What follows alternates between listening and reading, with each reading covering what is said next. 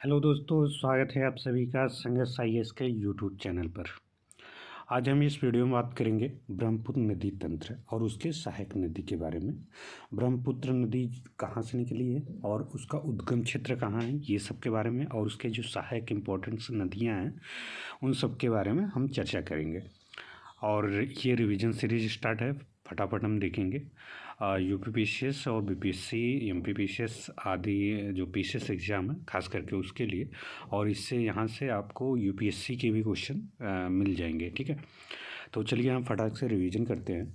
और ये घटना चक्र पूर्वावलोकन से जो नोट्स है वही रिवीजन किया जा रहा है। इम्पोर्टेंट चीज़ें, तिब्बत से निकलने वाली यरलुंग जंगबो, क्या नाम है, यरलुंग जंगबो नदी को भारत में ब्रह्मपुत्र नदी के नाम से जाना जाता है।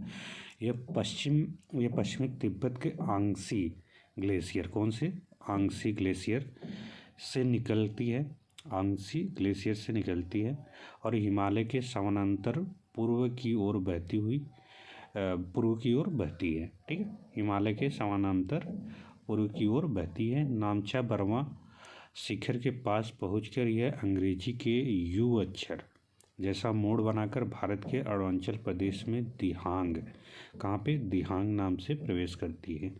आगे असम प्रदेश में इसे ब्रह्मपुत्र नाम से जानते हैं। बांग्लादेश इसे जमुना नदी के नाम से संबोधित किया जाता है। बांग्लादेश में किससे, जमुना नदी से। असम प्रदेश में इसे ब्रह्मपुत्र नदी से। अरुणाचल में दिहांग नाम से। ठीक है, और नामचा बर्मा शिखर एक पर्वत है, नामचा बर्मा, वहीं से वो मुड़ जाता है यू आकार में। ठीक है, सिंटेक्सियस मोड़ है, वहीं से मुड़ता है। नेक्स्ट है, आगे हम चलते हैं। आगे है आपका ब्रह्मपुत्र और सतलज सिंधु नदियों का जो स्रोत है तिब्बत के मानसरोवर के पास है। कहाँ पे है दोस्तों, तिब्बत के मानसरोवर झील के पास स्थित है। तिब्बत के उद्गमित होने वाली ब्रह्मपुत्र, इरावदी और मेकांग नदियाँ अपने ऊपरी पाटों में संकीर्ण और समानांतर पर्वत श्रेणियों से होकर प्रभावित होती हैं। मोस्ट इम्पॉर्टेंट है। ठीक है दोस्तों, आगे चलते हैं। ब्रह्मपुत्र नदी देख लीजिए, यहाँ पे यरलुंग जंगबो, इसके बाद ये यहाँ पे कुछ नदियाँ आती हैं, इनसे मिलती है, सुबनसिरी, लोहित, ब्रह्मपुत्र, मानस, यहाँ पे तीस्ता, मेघना, पद्मा, आगे बढ़ जाती है। और इसका दिहांग नाम आपके अरुणाचल प्रदेश में। ओके, ब्रह्मपुत्र तिब्बत में सांगपो या सापू के नाम से भी जाना जाता था। मोस्ट इम्पॉर्टेंट, कई बार क्वेश्चन पूछा है। ठीक है, इसको स्टार लगाइए आप।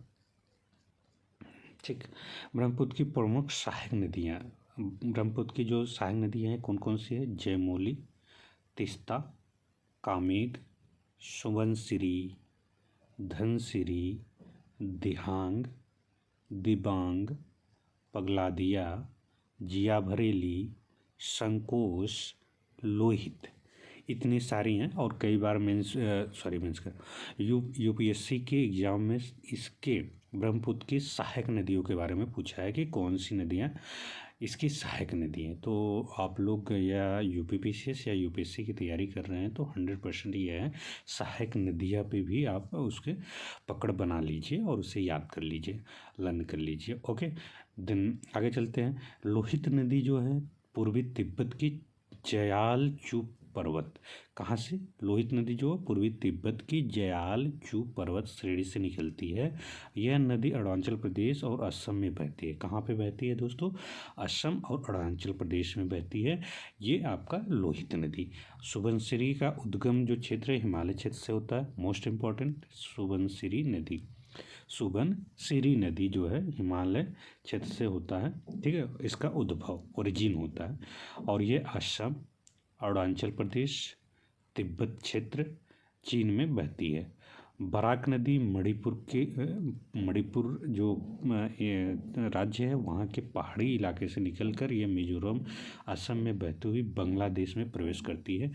कई बार बराक नदी से रिलेटेड पूछ लिया है, और ये बराक नदी आप याद कर लीजिए कहाँ निकलती है, मणिपुर से निकलती है, पहाड़ी क्षेत्रों से। असम घाटी में ब्रह्मपुत्र नदी गुम्फित जलमार्ग है। गुम्फित जलमार्ग मतलब एक प्रकार की जैसे झाड़ीनुमा इस तरह की आकृतियाँ बनाती है, जिसमें कुछ बड़े नदी द्वीप भी मिलते हैं। ठीक है, इस तरह के जो नदियाँ होती हैं। ठीक, आगे चलते हैं दोस्तों।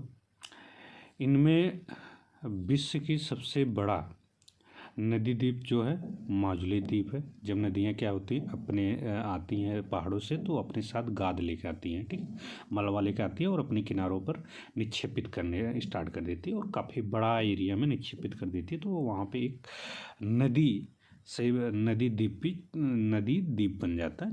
नदी से निर्मित द्वीप बनता है। और सबसे विश्व का सबसे बड़ा द्वीप अगर देखें तो माजुली, जो असम में स्थित है। मोस्ट इम्पॉर्टेंट तिब्बत पठार को चिंगतांग और क्वाघाई तिब्बत पठार के नाम से भी जाना जाता है। क्वाघाई तिब्बत पठार से भी नाम से जाना जाता है। समुद्र तल से औसतन जो 4500 मीटर की ऊंचाई पर स्थित है। विश्व का छत, the roof of the world, क्या बोला जाता है? The roof of the world भी कहा जाता है इसे, तिब्बत को पठार के। 2.5 मिलियन स्क्वायर किलोमीटर क्षेत्रफल वाले इस पठार से निकलने वाली नदियाँ कौन कौन सी हैं दोस्तों? देखते हैं। यांगटीसी कौन सी है? यांगटीसी नदी, जियांग बोला जाता है, हांगहो पीत नदी, सिंधु नदी, सतलज नदी, ब्रह्मपुत्र नदी, मेकांग नदी और साल्विन नदी। ये 7 नदियाँ यहाँ प्रमुख नदियाँ निकलती हैं तिब्बत के पठार से। आर यू गेटिंग दोस्तों? ठीक है, आगे चलते हैं। नेक्स्ट है, आज हम यहीं तक बात करते हैं। ये याद कर लीजिएगा ब्रह्मपुत्र तंत्र में। नेक्स्ट हम बात करेंगे दक्षिण भारत की नदियाँ। ओके, इम्पोर्टेंट जितनी नदियाँ थी यहाँ पे देख लीजिए। इसके लोकेशन में ये है कि ये यहाँ से निकलती है और ये ऐसे करके इधर साइड से ऐसे होते हैं, यहाँ पे आ जाके गिर जाती है। इस तरह के ब्रह्मपुत्र नदियाँ हैं। ठीक है, थैंक यू दोस्तों। और यदि वीडियो अच्छा लगता है तो लाइक करिए दोस्त, और सब्सक्राइब कर लीजिए अगर जो नहीं सब्सक्राइब किए हैं, और ज़्यादा से ज़्यादा शेयर करिए जिससे कि सभी लोगों को लाभ हो सके जो ज़रूरतमंद लोग हैं। Thank you so much.